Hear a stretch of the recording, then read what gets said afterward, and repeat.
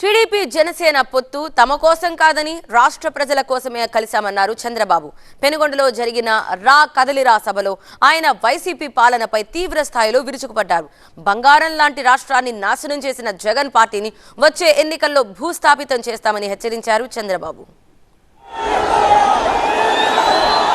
సత్యసాయి జిల్లా పెనుగొండలో తెలుగుదేశం పార్టీ నిర్వహించిన రా కదలిరా బహిరంగ సభకు జనం భారీగా తరలివచ్చారు. వేలాది మంది పార్టీ కార్యకర్తలు చంద్రబాబుకు స్వాగతం పలికారు. కియా పరిశ్రమకు అతి సమీపంలో ఈ సభా వేదిక ఏర్పాటు చేశారు.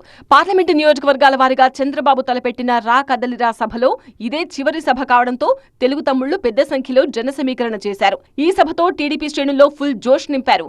పార్టీ జెండాలతో పెనుగొండ పసుపుమయమైంది. వచ్చే ఎన్నికల్లో వైసీపీని భూస్థాపితం చేస్తామని అంటున్నారు టీడీపీ అధినేత చంద్రబాబు నాయుడు. ఈ 5 ఏళ్లలో జగన్మోహన్ రెడ్డి పెద్ద ఎత్తున అవినీతికి పాల్పడ్డారని మండిపడ్డారు. జగన్ స్కీములన్నీ స్కామ్ల కోసమేనని విమర్శించారు. స్కీములన్నీ కూడా స్కామ్ల కోసమే రూపొందించారు.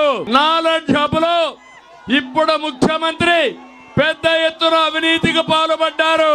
4500 ఎకరాలు, ఒక్క తమ్ముడికి ఉద్యోగం లేదు, ఒక్క కంపెనీ లేదు, హబ్బు లేదు, కడకు పబ్బు కూడా లేదు. జగన్ సిద్ధమని అంటున్నారు. ఓడిపోవడానికి సిద్ధమేనా అని ప్రశ్నించారు చంద్రబాబు నాయుడు. ఒక్క లిఫ్ట్ ఇరిగేషన్ గురించి ప్రస్తావించలేదు. రాయలసీమకు ఏ పెట్టుబడి తెచ్చాడో చెప్పలేదు. నేను సిద్ధం అంటున్నాడు. నువ్వు ఓడిపోవడానికి సిద్ధం.